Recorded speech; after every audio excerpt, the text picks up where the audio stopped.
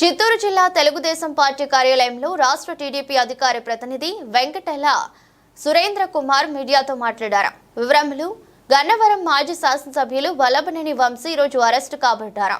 వల్లభనేని వంశీ ఒక పెద్ద సైకో. తనకు రాజకీయ జన్మ ప్రసాదించింది తెలుగుదేశం పార్టీ అని, అటువంటి తెలుగుదేశం పార్టీ గన్నవరం కార్యాలయం మీద 100 మందితో దాడి చేయించి విధ్వంసం సృష్టించి కార్యాలయం లోపల ఉన్నటువంటి కంప్యూటర్లను, ఫర్నిచర్ను ధ్వంసం చేశారని ఆరోపించారు. అందరికీ నమస్కారాలు. మాజీ గన్నవరం శాసనసభ్యులు వల్లభనేని వంశీని ఈరోజు గన్నవరం పోలీసులు అరెస్ట్ చేయడం జరిగింది. గతంలో గన్నవరం టీడీపీ ఆఫీస్ పైన 100 మందితో దాడి చేయించారు వల్లభనేని వంశీ.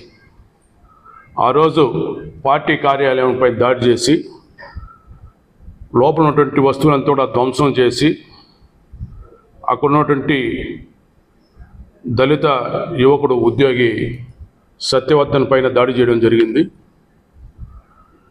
సత్యవర్ధన్ దానిపైన ఫిర్యాదు చేస్తే పోలీసులు కేసు రిజిస్టర్ చేసి వల్లభనేని వంశీని అప్పుడు అరెస్ట్ కూడా చేయలేదు. ఆ తర్వాత వల్లభనేని వంశీ సత్యవర్ధన్ను బెదిరించి కిడ్నాప్ చేసి చంపేస్తానని చెప్పి భయపెట్టి తన ఫిర్యాదును కోర్టులో ఉపసంహరించే విధంగా చేయడం జరిగింది.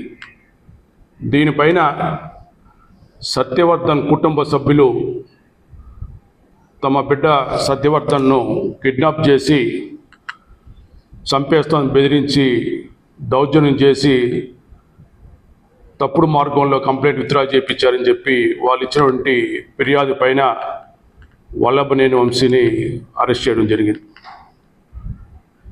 వల్లభనేని వంశీ ఒక పెద్ద చెడు పురుగు. వల్లభనేని వంశీ కానీ, దేవినేని అవినాష్ కానీ, అదేవిధంగా కొడాలి నాని, వీళ్ళ ముగ్గురే కూడా తెలుగుదేశం పార్టీ రాజకీయ భిక్ష పెట్టింది. అయితే ఆ తర్వాత జగన్ పంచన చేరి అనేకమైనటువంటి అక్రమాలకు పాల్పడ్డారు. కోట్లకు పడగలెత్తినటువంటి పొలిటికల్ బ్రోకర్ వల్లభనేని వంశీ. భూ సెటిల్మెంట్లు, అదేవిధంగా ల్యాండ్ గ్రాబింగ్లు, అక్రమ మైనింగు, క్యాషినో వంటి అసాంఘిక కార్యక్రమాలే పెట్టుబడిగా పెట్టి కోట్లకు పడగలెత్తిన వ్యక్తి వల్లభనేని వంశీ. ఒక నేరాన్ని కప్పిపుచ్చుకోవడం కోసం మరొక నేరం చేసి అడ్డంగా దొరికిపోయాడు. అంటే చేసిన పాపాలు ఎప్పుడో ఒకసారి పండగ తప్పదు. ఆ సమయం ఇప్పుడు వచ్చింది. తల్లి లాంటి గౌరవ భువనేశ్వరమ్మ గారి వ్యక్తిత్వాన్ని